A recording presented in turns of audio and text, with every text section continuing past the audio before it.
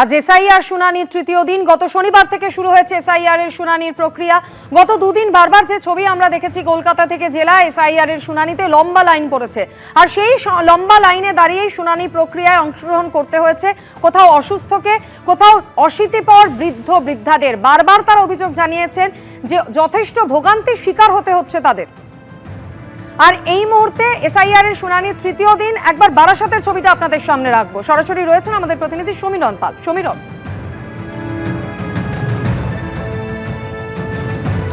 দেখো, এই মুহূর্তে আমরা রয়েছি বারাসাত 1 নম্বর ব্লকের ছোট জাগুলিয়া আইটিআই কলেজ। সেখানে বারাসাত বিধানসভার যে বুথগুলো রয়েছে সেখানে শুনানি পর্ব শুরু হয়েছে।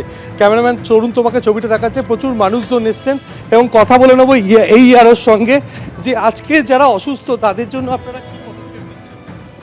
দেখুন, যারা অসুস্থ আছে তাদেরকে প্রথমেই আমরা ছেড়ে দিচ্ছি, আমরা কোনো লাইনে দাঁড়া করাচ্ছি না, ঠিক আছে? আমরা স্টার্টিংয়েই যারা, যেহেতু এখন আমাদের হিয়ারিং প্রসেস শুরু হতে এখনো দেরি আছে, 12টা থেকে যেহেতু হিয়ারিং ডাকা আছে, তো আমরা ইমিডিয়েটলি যারা যে কজন অসুস্থ আমরা দেখতে পাচ্ছি তাদেরকে আইডেন্টিফাই করে আমরা প্রথমেই তাদেরকে করে নিচ্ছি আমরা হিয়ারিং। দেখা গেল 2-3 জনকে আপনারা গাড়ির মধ্যেই শুনানি করলেন। তাদেরকে যদি আগে বলা হতো তাহলে তো সুবিধা হতো। হ্যাঁ, যেটা বলা হলো তো ডেফিনেটলি আমরা করতে পারতাম, কিন্তু আমাদের কাছে এই ধরনের কোনো ইনফরমেশন ছিল না। তো ওনারা লাইনে এসেছেন, ওনাদেরকে লাইনে দাঁড় করানো আমরা ছিল, তো ইমিডিয়েটলি ছেড়ে দিলাম ওনাদেরকে। অর্থাৎ তুমি দেখতে পাচ্ছ যে প্রচুর মানুষজন তারা লাইনে দাঁড়িয়ে আছেন, কিন্তু যারা অসুস্থ রয়েছেন আরও একজনকে দেখতে পাচ্ছি যে অনেক কষ্ট করে তারা শুনানির জন্য হাজির হয়েছে। কিন্তু কিছুক্ষণ আগে আমরা যেটা দেখলাম যে বারাসাতের হৃদয়পুর কৈলাসনগরের বাসিন্দা শোভারানী ভৌমিক, তরুণ তোমাকে ছবিটা দেখাচ্ছে যে শোভারানী ভৌমিক এবং আরও কয়েকজন তারা অসুস্থ অবস্থায় এসছেন, গাড়ির মধ্যেই রয়েছেন এবং হুইল চেয়ার নিয়ে এসছেন এবং তারা নামতে পারছিলেন না এবং নামার মতো অবস্থা ছিল না। এবং সেখানে তুমি দেখতে পাচ্ছ শোভারানী ভৌমিক বসে রয়েছেন গাড়ির মধ্যে। এই গাড়ির মধ্যেই শুনানি পর্ব সম্পন্ন করা হয়েছে। আরও একজন তিনি বারাসাতেরই বাসিন্দা এবং তাদেরকে গাড়ির মধ্যে, অর্থাৎ আপনি এখানে কষ্ট করে এসেছিলেন, কি হলো, কিভাবে শুনানি হলো?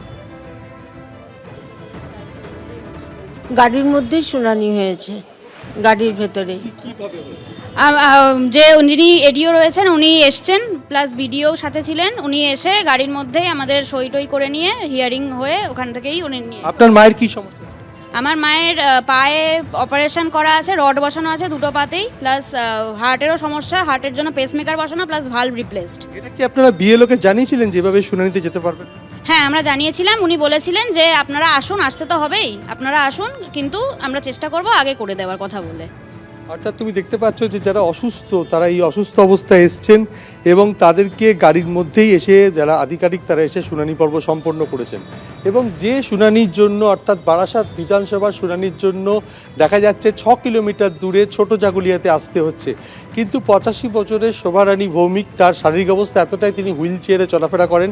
গাড়িতে করে তাকে পরিবারের সদস্যরা এনেছিলেন, কিন্তু তিনি গাড়ি থেকে নামতে পারছিলেন না।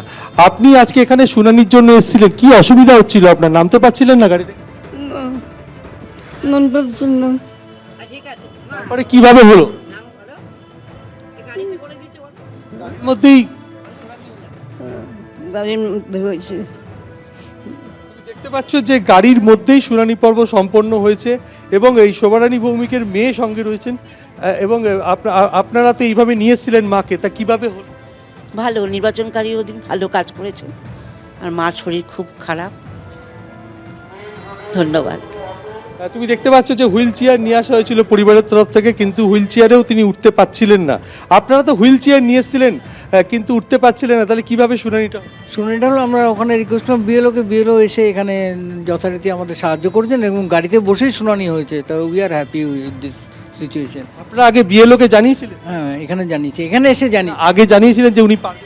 হ্যাঁ, সেটা জানিয়েছিলাম। বললো তখন তো অন্যরকম কথা বলেছে, না ওখানে যেতেই হবে, আপনাদের স্পটে আসতে হবে, এরকম ব্যবস্থা করে দেবে এটা বলেছে এখানে আসার পর। অর্থাৎ বুঝতেই পারছো যে কতটা কষ্ট করে শোভারানী ভৌমিকে তার পরিবারের সদস্যরা নিয়ে এসেছিলেন। এবং আরও একজন তাকে আমরা দেখলাম যে তারা অনেক শারীরিক অসুস্থতা নিয়ে এই এসআইআর পর্বের যে শুনানি কেন্দ্র, অর্থাৎ ছোট জাগুলিয়া আইটিআই কলেজে তারা এসেছিলেন এবং সেই আইটিআই কলেজে প্রচুর মানুষজন তারা লাইনে দাঁড়িয়ে রয়েছেন। আর কিছুক্ষণের মধ্যে শুনানি পর্ব শুরু হবে। আর তার আগে এবং গত দুদিন যে ছবি আমরা দেখেছিলাম গুরুতর অসুস্থ বয়স্ক বৃদ্ধ বৃদ্ধা, তাদেরও লম্বা লাইনে দাঁড়াতে হচ্ছে। আজ একেবারে অন্য ছবি। ধন্যবাদ সমীরণ। আর এবার যে খবরের দিকে নজর রাখবো, খাস কলকাতায় প্রেমিকাকে কুপিয়ে খুনের চেষ্টার অভিযোগ এক প্রেমিকের বিরুদ্ধে। মুচিপাড়া থানার অন্তর্গত বিবি গাঙ্গুলি স্ট্রিটে একটি গেস্ট হাউসে প্রেমিকাকে ছুরির কোপ, গেস্ট হাউস থেকে রক্তাক্ত অবস্থায় তরুণীকে উদ্ধার করে পুলিশ। গুরুতর আহত অবস্থায় এনআরএস হাসপাতালে ভর্তি করা হয় ওই তরুণীকে। আহত তরুণীর ঘাড়ে একাধিক সেলাই পড়েছে। তরুণীর অভিযোগের ভিত্তিতে চেন্নাইয়ের বাসিন্দা অভিযুক্ত প্রদীপ কুমার সেলভারেজ গ্রেফতার। প্রাথমিক তদন্তে জানা গিয়েছে 20 দিন আগে দীঘায় গেছিল এই যুগল। পুলিশ সূত্রে খবর, তরুণীর আধার কার্ড ছিল প্রেমিকের কাছেই। সেই আধার কার্ড নেওয়া ঘিরেই অশান্তি হয়, এমনটাই খবর পুলিশ সূত্রে। গেস্ট হাউসের সিসি ক্যামেরার ফুটেজ খতিয়ে দেখছেন তদন্তকারী আধিকারিকরা। জনবহুল কোলে মার্কেটের কাছে তরুণীকে কুপিয়ে খুনের চেষ্টার অভিযোগে চাঞ্চল্য ছড়িয়েছে।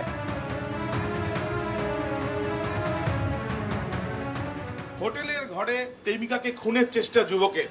একের পর এক ছুরির আঘাতে রক্তাক্ত অবস্থায় ওই মহিলাকে ইতিমধ্যে হাসপাতালে নিয়ে যাওয়া হয়েছে। আমরা দাঁড়িয়ে আছি ঠিক বিবি গাঙ্গুলি স্ট্রিটে। এই যে হোটেল দেখা যাচ্ছে, এই যে গেস্ট হাউস, সেই গেস্ট হাউসেই দুজন এসে ওঠে এবং বেশ কয়েকদিন ধরে ছিল এমনটাই জানা যাচ্ছে।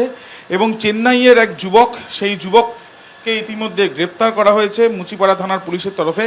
এবং যেটা জানা যাচ্ছে যে গতকাল বিকালবেলা ওই মহিলাকে ছুরির আঘাত করা হয়। বিগত 20 দিন আগে তারা দীঘাতেও গিয়েছিল এবং দীঘাতে যাওয়ার পর যেটা জানা যাচ্ছে যে ওই মহিলাকে নিয়ে আসা হয় এখানে। মহিলার আধার কার্ড সম্ভবত ওই চেন্নাইয়ের যুবকের কাছে ছিল এবং ইতিমধ্যে পুলিশ যখন খবর পায় ঘটনাস্থলে আসে এবং ঘটনাস্থলে আসার পর যেটা জানা যাচ্ছে যে এই হোটেলে 412 নম্বর ঘরে এই ঘটনা ঘটে বলে তারা জানতে পাচ্ছেন। 38 বছর বয়সী ওই মহিলার লিখিত অভিযোগের ভিত্তিতে প্রদীপ কুমার সেলভারাজ, 40 বছর বয়সী ব্যক্তি, যিনি চেন্নাইয়ের বাসিন্দা, তাকে ইতিমধ্যে গ্রেপ্তার করা হয়েছে।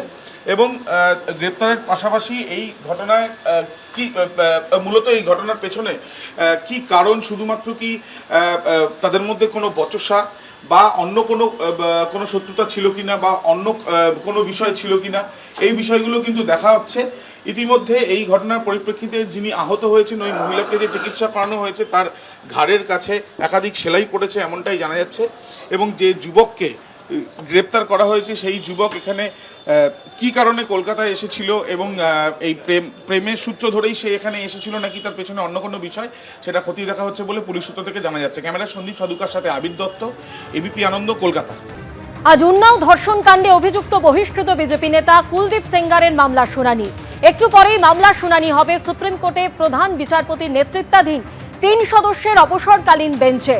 কুলদীপ সিং সেঙ্গারের যাবজ্জীবন কারাবাসের সাজা মঙ্গলবার খারিজ করেছে দিল্লি হাইকোর্ট। সেই রায়কে চ্যালেঞ্জ করে সুপ্রিম কোর্টে মামলা করেছে সিবিআই। এবিপি আনন্দ, এগিয়ে থাকে, এগিয়ে রাখে।